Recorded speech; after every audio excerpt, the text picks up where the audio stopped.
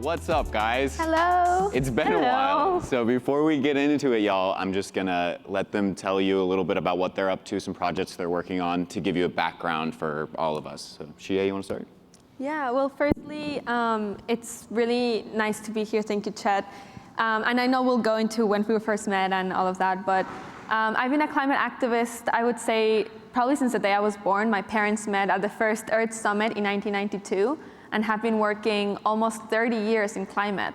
So I really had no other choice but to continue my parents' work. And I know a lot of the times kids don't do what their parents do, but something happened in my life that made it so that I had no other choice, I think. When I was 13 years old, my small town in Mexico called San Pedro Tultepec suffered from the worst flood my grandma had ever seen in her 90 years of life. And when that happened, it changed the very core of my being, because what my parents were saying was no longer some scientific thing that maybe I saw one sentence of it in a textbook. It was a lived reality. And my community is what today is recognized as a sacrifice zone. It's the mixture of not only climate impacts, but also pollution and all of this mix of things that honestly we don't deserve to grow up with. Especially, I come from an indigenous tradition where we give back to the earth, where I was raised with these principles of reciprocity. And when all of that is broken around you, you get upset, rightly so. And so I think that my story is just one of many in the youth movement where we feel like we have had to speak up because we thought nobody else was doing it. So being here is a reassurance that we are not alone, that our generation has people to rely on, but we need each other to build that future that we want. Amazing. Heeta? Yeah, I think similar but different at the same time, as what Xiye said. For me also, when I was about 13, I grew up in the city of Mumbai in India. And I was on my way home from school, and Mumbai at that point, we have a promenade called Marine Drive by the sea. And that is, there was a beautification project going on. So what that meant was that they were widening the promenade to make like a more nicer walking, sort of wider walking pathway. And the side by the sea was lined with coconut palm trees. And that afternoon when I was coming home from school, I was passing by there. And they had, construction and, work going on. So as part of that, they had just transplanted, or they'd just taken out a coconut palm tree, like a massive, huge coconut tree, and it was lying horizontal on a trailer. They hadn't cut it down, they had uprooted the whole thing. And when I walked by, I could see the entire root system, the big, big, massive, huge tree, but lying horizontal with its leaves. And until today, that image hasn't left my mind. I was extremely helpless. I had no idea what to do about it. I didn't know that I could do anything about it, but I was in tears, and I went home and I was crying. I remember going home to my mom and was absolutely in tears. And it was around that time, this image stayed with me. This was all I was talking for the next couple of days, and it was around that time when someone had asked me, what do you want to be when you grow up, kind of thing. And because I was only talking about this, they joked and said, oh, you should be an environmentalist when you grow up. And that was the first time I heard the term environmentalist. I'd never heard the word before that.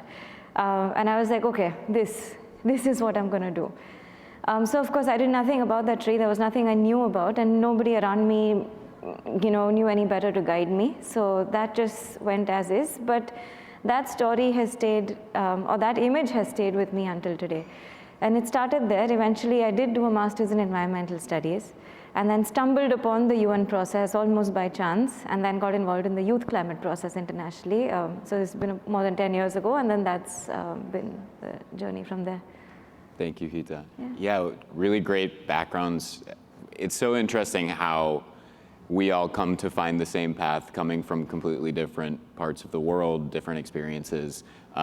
Just for a little background on me for y'all, I think all around the same time we entered a different part of our journey, whereas we may have been born with the passion and the feelings to want to do good for our planet and for just so many other things. I think environmentalism is one of the most multifaceted if we look at any geopolitical issues.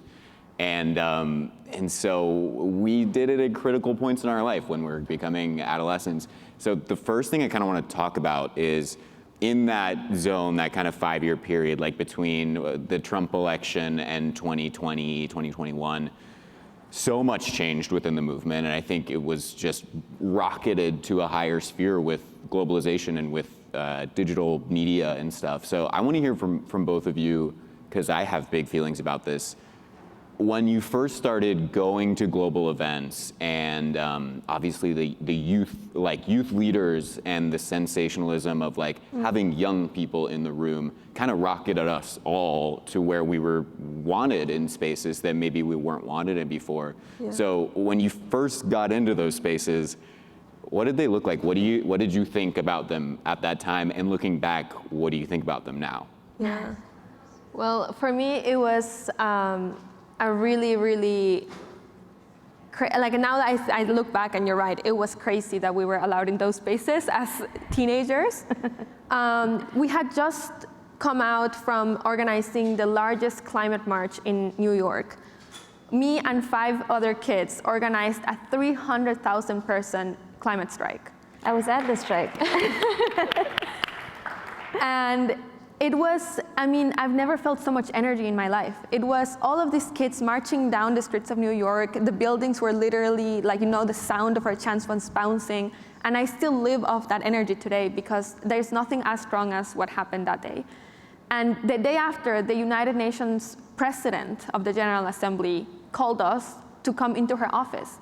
And mind you, I had been striking outside of the United Nations for over 100 weeks, every single Friday.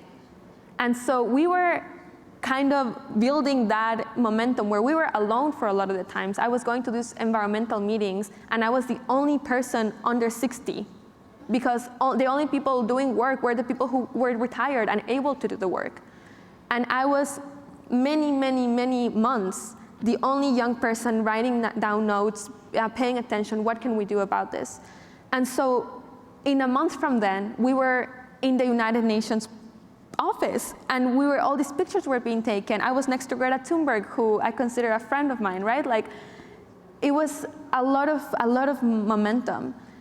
And then the COP started happening. The pandemic, actually, I would say, is the thing that hurt the movement the most in terms of its visibility, because we were everywhere. And then the pandemic just diluted the movement in a way that I don't know if we'll be ever able to recover those numbers in the streets. But it doesn't mean that every single one of us is not still active today. It doesn't mean that we're not still in those rooms. And I'm gonna just share a quick story of probably one of the things that has shook me the most, when I realized that we were actually being used in many ways as tokens. And I think that's where you're getting at. We were not actually being heard. It was our faces and the fact that we look cute smiling, right? In 2026, I was invited to close the World Leader Summit. Imagine a room double the size of this, and all you see is presidents and ministers. The presidents, all of them, were getting up to give their speech about carbon agreements, about net zero. I heard Modi said, our net zero target is 2070, and my stomach dropping. All of these things, I was living behind the back of the room. And finally, it was my turn to go speak. And we had drafted this statement with over 20 youth organizations. And Heeta can talk more about what those processes look like, but it's really, we're representing the youth of the world when we're in the international space as a constituency. And so when I went up to speak, I was coming right on the side like this. The room was absolutely empty. Mm-hmm. And it broke my heart, because I realized that the leaders of the world were not willing to listen to the next generation. And I still, gave my speech like the room was full. And it went absolutely viral in Mexico, in Australia, in a few countries, so much so that the Mexican president started to talk about me in the morning news, saying, how is it possible that this girl is there? And it kind of saying a young Mexican woman could not have made it there if it wasn't for other interests. And I was like, why can't we just care for caring? Why does there need to be other motives? Don't we have the right to want a better world and a better planet? And our leaders, the responsibility to listen to us. So that experience, Chet, showed me that we cannot just keep giving ourselves as tokens. We need to be speaking up in ways that are very informed, and we need to organize ourselves in a way in which we're criticizing but also proposing solutions. And I've learned this over many years, and it's been really hard, but it's shaped, and I think it's going to shape the next 30 years. How youth today are being socialized into, from being like on pedestals to being shut out, and now recognizing we had a special moment, it won't come again, but we now know that if we get into those rooms again, when we get into those rooms again, we have to be very clear about our demands. Absolutely, yeah, that was definitely what I was getting at. I think that once that started happening, they wanted us in the room, they wanted us to show up, they wanted our consumership probably, they wanted our vote maybe, but they didn't expect us to have actual feelings and opinions about the systems they had set up already. So yeah, when a lot of us started coming to those spaces, it was like, oh, you know, you're just here for your talking, or you know, we just want to show that we have youth here. But we were all like, no, we want to say in this. If you're going to bring us in these rooms, we're going to exercise that. So I know, like with Heeta, you were really integrated into the UN system specifically. So I'd love to hear when you got into that, when you first got into that, how was that experience, and what did you see around you? Yeah, I first got into the UN system in 2015 at COP21 in Paris. That was my first COP, and I literally stumbled into it by chance. But the interesting story is, I had finished my master's. I just finished my master's degree at that point. And the first time I heard the term climate change was in 2012 when I went for my master's degree. I had heard about global warming. I had heard about environmental impacts. I, of course, was passionate about the environment much before that, ever since I was a child. But the term climate change and fully understanding what it meant was when I actually went to do a specialized degree. Which meant that a lot of my friends, colleagues, and peers that I grew up with from school had no idea about this at all, because, of course, that wasn't a line of interest in education that they'd chosen. And a year, after I finished my master's, my first job actually was as a German translator, so I was doing nothing in relation to my master's. But anyway, a series of events later, I happened to, get a badge to go to the Conference of Youth and to the COP for the first time for 1 week. So I took a week off work. I took 10 days off work exactly, and went to Paris, spent my month's salary on booking my flight and coming back. I remember exactly the day I got my confirmation and said, okay, we're giving you a badge. The first thing I did was, the moment I went home, I remember going online and checking my bank account and booking my flight to Paris, which meant that I had no sponsorship, no training, no mentorship. My parents had family friends living like an hour and a half away from Paris, so I stayed with them and went up and down every day for 10 days to sort of make this happen. And yeah, that was my first in. And Paris as a COP, just for people who've never been to a COP, to sort of imagine it, and now they've gotten much huge, but at that point that was one of the hugest COPs that they'd had. It was about 1 kilometer in length from one side to the other. It was a slightly longish venue, and had multiple different things going on everywhere, different pavilions, different areas, a space for negotiations, a space for side events, a space for massive country, booths, pavilion stalls, as you call it. So of course I went through all of the spaces, and I saw the negotiation rooms, but I had no idea that I could actually enter them. I looked at the plenaries and I was completely overwhelmed, and I felt so afraid that I didn't walk into any of the negotiation rooms because I felt like this space is not for me. I completely felt like an outsider, and anyone I spoke to felt like, they knew what they were doing. It was also the first time I had been internationally at a conference and even at an event at that scale, especially alone. So I was extremely intimidated. I barely spoke to people. So as the first experience of a COP, I didn't sort of do anything that was meaningful. But the one thing that stayed with me when I came back was that I had always wanted to do something in environment. And the work that I was doing was completely cut off from that. So I remember going home, and then a few weeks later decided to quit. And that's what I did. And then I started volunteering for a while. One thing led to another, and the next year the organization that I was volunteering with, they were sending a youth delegation. They were actually partnering with a youth organization, and that organization was sending a youth delegation for the next COP in Morocco. And eventually I joined that youth delegation, and the good thing that happened was I was not alone, right? I went with a delegation of young people, so I could form this small but really lovely community. And that helped me navigate the space, get more involved with other young people, with the youth constituency that I had seen in action, but I was way too afraid to even go and ask them of like, what does this work, how does this work? So that was a slow in, and then I think from there I remained in touch, joined one of their working groups online, and one thing led to another, and sort of then the more I learned, the more I wanted to learn, because then I got curious about the way the policies were made, the way decisions were made, the sort of, I was nerding out on the language of the text and trying to figure out where do you find these documents, etc. So for many, many years right at the start, I did, the entire negotiation sort of every 6 months going to the SPs, going to the COPs. It was mainly because I just wanted to be there, and I got more and more involved. But also because I had a family that was supportive enough and could let me do this without having to worry about you have bills to pay and like this is no future and this is no career path. So all of that said and done was one thing, but I think the more I got involved in the UN, the more I sort of joined the youth constituency, worked with other young people from around the world. The first thing that kept coming back to me was, like Xiye said, tokenization is one part of it, but it's still considerably a small community, but it's grown massively since 2016 or 15 to now.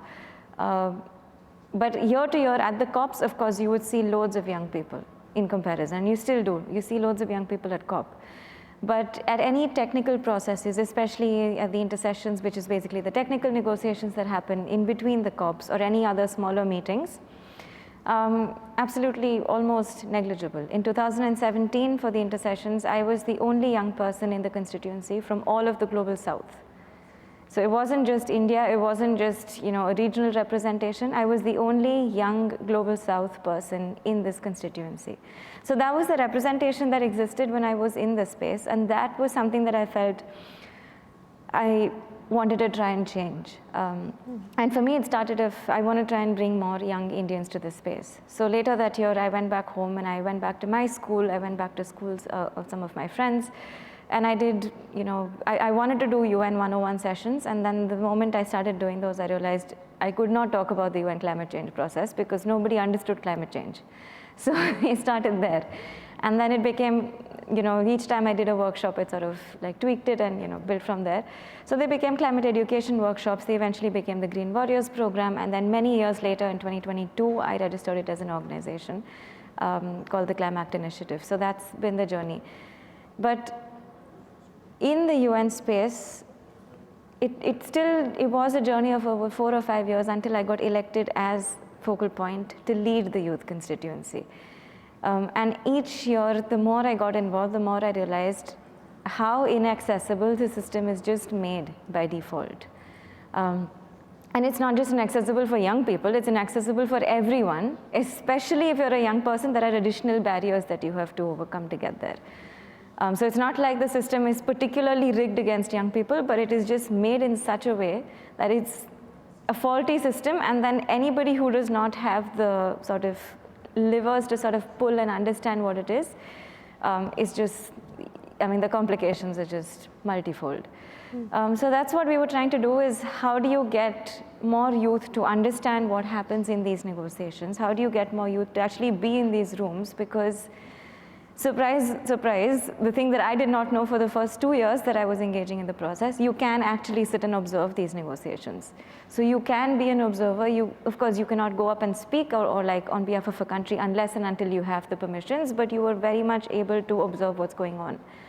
So that was the first eye-opening thing, saying, oh, I didn't know I could actually see, behind the scenes. And then how do you actually make sense of what's happening? Because there's a screen, there's a text, they're going by it word by word, that somebody's saying, can we have brackets on this word, and can we have a comma here, and can we have a shall and a should and a will. And the first time I was in there in 2017, I was like, oh, this is such a waste of time.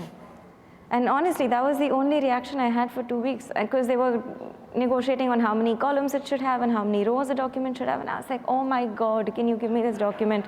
I will draft it for you. And then you understand the process and the complications.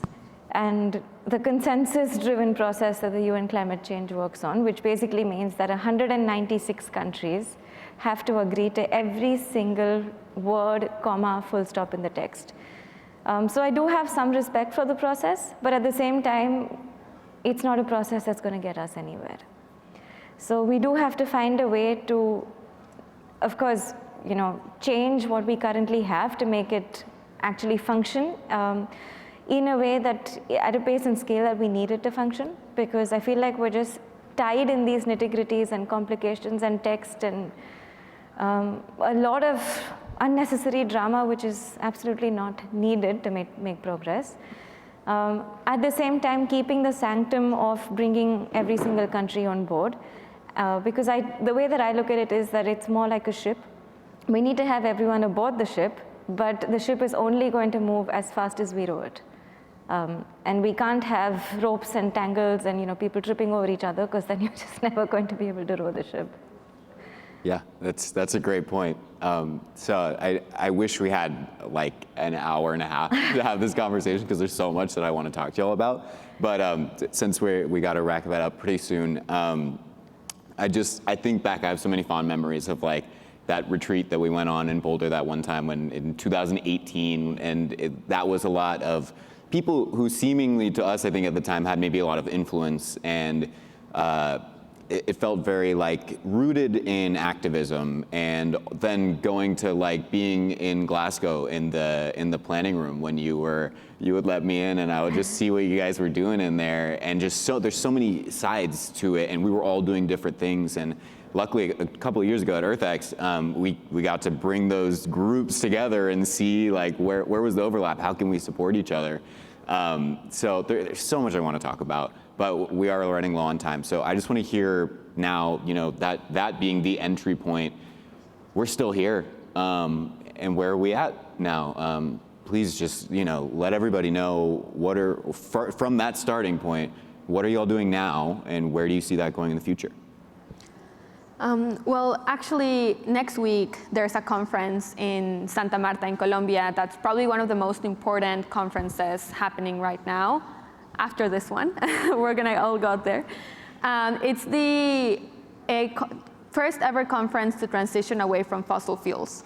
And the thing that's interesting about this is that we have been talking about emissions for the past 30 years, but if we're not also talking about fossil fuels, then the problem is still going out. And so we can have all these net zero targets and have all of these plans to draw down carbon, but we also need to close the tap, as we say.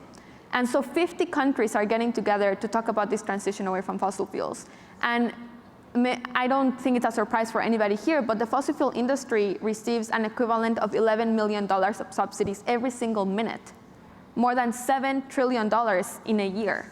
And so we're subsidizing this industry that has, for the past 50, 70 years, had a chokehold on governments across the world. And the perspective that I'm coming from is, how could we let one industry potentially ruin the planet? How could we let that happen? And there's a very short, interesting story that I think illustrates this. Christiana Figueres, one of the architects of the Paris Agreement, she had a very hard task, which was to get Saudi Arabia to agree to the Paris Agreement. And so she actually visited Saudi Arabia over 5 times when she was in this lead role at the UN, and asking them, are you going to sign the Paris Agreement? Meanwhile, this guy from Saudi Arabia, who was the head of OPEC, the head of their oil company, Aramco, and also the point of contact for their climate negotiations, took her to see all of these different oil fields.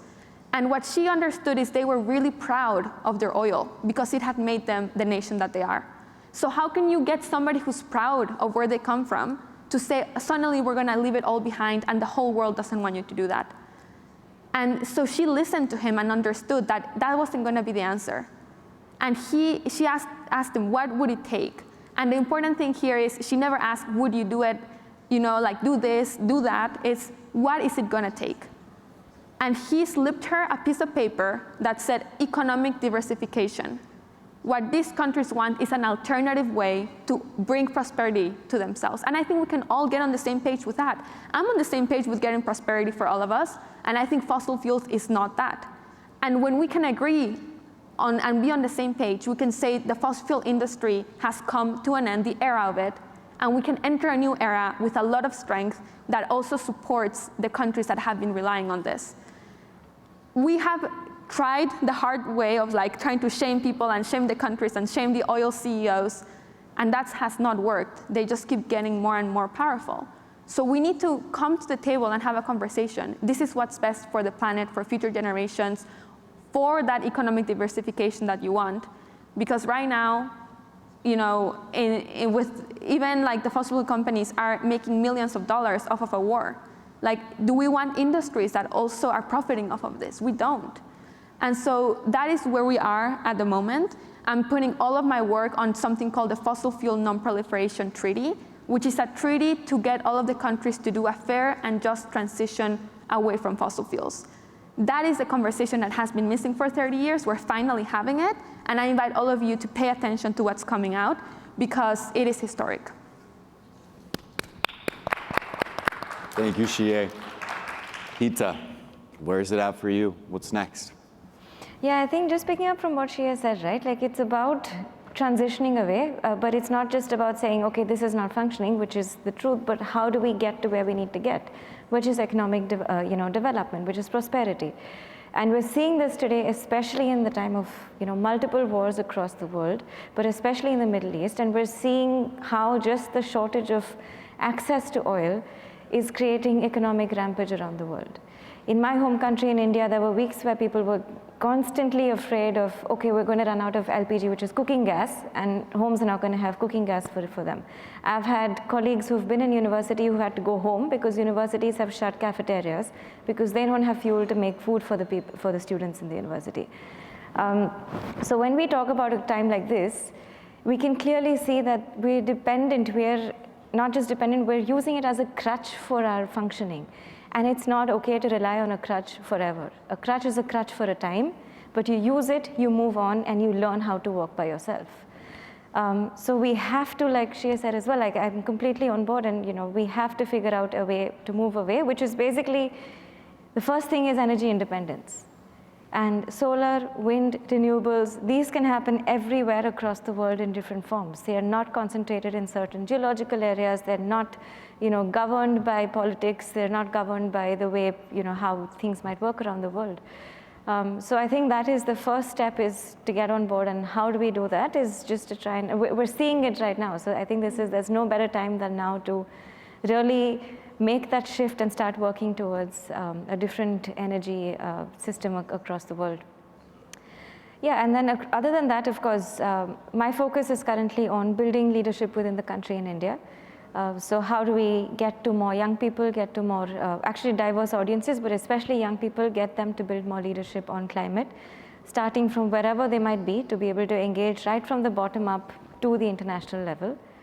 And of course, through SDG News and trying to bring conversations, trying to bring, match sort of industry, business, philanthropists, governments, young people, all of them. How do we come together and actually build conversations, access, create spaces to reach wider audiences for this change? Yeah, amazing. We could have this conversation for like 2 hours, y'all. But it's amazing that it's been this long, and every time we see each other, we're still going, we're still fighting in all of the different ways, and there's so many different ways to do that. So thank you both for this conversation today, and I think we'll have probably a more extended one at some point if we can. But could everyone please give a huge hand to Xyie, Bastida and Heeta Lakhani. Thank you both so much. Thank you, Chet.